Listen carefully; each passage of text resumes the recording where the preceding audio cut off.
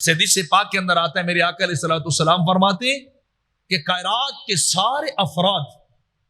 اکٹھے ہو کر اگر میری بارگاہ سے اپنی اپنی طلب کے مطابق، ضرورت اور ڈیمانڈ کے مطابق میری بارگاہ سے مانگ لیں، طلب کریں، اور میں ہر فرد کو اس کی ضرورت کے مطابق، ڈیمانڈ کے مطابق عطا کر دوں، تو رب کائنات فرماتا ہے میرے خزانوں میں اتنی کمی بھی نہیں ہوتی جتنی ایک سوئی سمندر میں ڈال کے باہر نکال لی جائے۔ میرے خزانوں میں اتنی کمی بھی نہیں ہو سکتی۔ اگر ساری انسانیت مانگے، سارے لوگ مجھ سے مانگیں اور میں انہیں ان کی طلب کے مطابق عطا کر دوں، ان کی ضرورت اور نیسیسٹی کے مطابق جو انہیں عطا کر دوں، تو میرے خزانوں میں ذرہ بھر کمی نہیں ہو سکتی ہے۔ تو اللہ کی بارگاہ میں جب انسان صبح مسجد میں آتا ہے اور شام کو بھی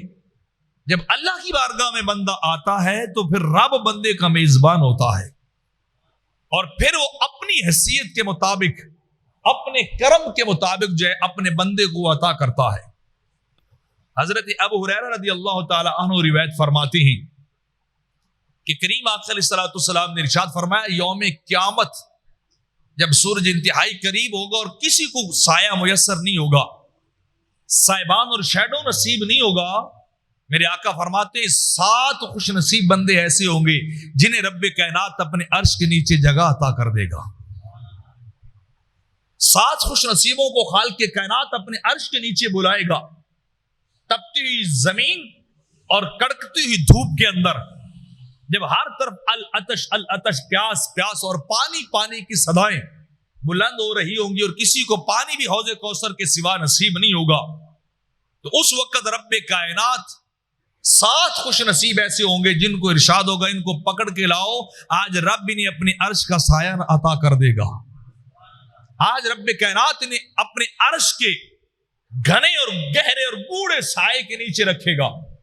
7 خوش نصیبوں کو میرے آقا علیہ الصلوۃ والسلام فرماتے ہیں، پہلا وہ امام حکمران عادل جو انصاف کرنے والا ہو، ایسا حکمران جس نے کبھی بھی نا انصافی نہ کی ہو، بے انصافی اس نے کبھی نہ کی ہو،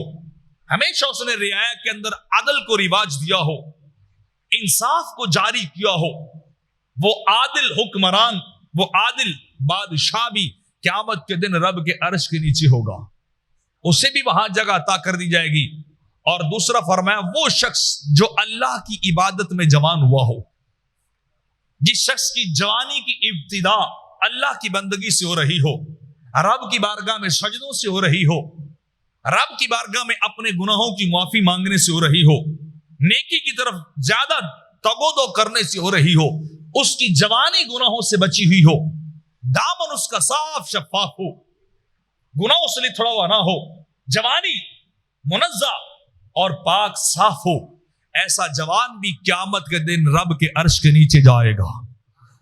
جس نے اپنی جوانی کو اللہ کی بندگی کے سپرد کر دیا ہو، اپنے آپ کو وقف کر لیا ہو کہ میں نے رب کی بندگی کرنی ہے۔ اور میاں صاحب رحمت اللہ علیہ فرماتے ہیں، چٹی چادر بملا والی تے داغ نہ لامی جنیا، حشر دیاڑے پھر آکسیں ہائے ربا کی بنیا، کہ آج اگر کوئی جوان اپنی جوانی کو بچائے، گناہوں سے، بدکاریوں سے، سیاہ کاریوں سے بچا لے، تو یوم قیامت رب اسے بھی بلائے گا، اس خوش نصیب جوان کو میرے عرش کے نیچے لے آؤ۔ اور تیسرا شخص میرے آقا علیہ الصلوۃ والسلام فرماتے ہیں، وہ شخص جس کا دل ہمیشہ مسجد سے لگا رہے، جو مسجد سے باہر بھی جائے تو باہر دل نہ لگے، دل کے اندر ہم وقت خیال ہو کہ کب نماز کا وقت آئے میں دوڑ کے جاؤں رب کی بارگاہ میں سجدہ ریز ہو جاؤں، میں جلدی جلدی جاؤں رب کی بارگاہ کی طرف، ہم وقت اس کے دل کے اندر یہ کھٹکا اور خیال لگا رہے کہیں میری نماز نہ رہ جائے، کہیں بازار کے اندر جا کے میں مصروف ہو جاؤں تو میرا سجدہ نہ رہ جائے، کہیں دوستوں کی محفل کے اندر جاؤں تو رب کی یاد اور حاضری نہ رہ جائے، اللہ کی بارگاہ میں جھکنا نہ رہ جائے، تو اس کا دل ہما وقت مسجد کے ساتھ لگا رہے، ایسا خوش نصیب بھی یوم قیامت رب کے عرش کے نیچے ہوگا۔ میرے آقا علیہ الصلوۃ والسلام فرماتے ہیں نا کہ مومن مسجد میں یوں ہوتا ہے جیسے مچھلی پانی کے اندر ہوتی ہے، اس سے جیسے مچھلی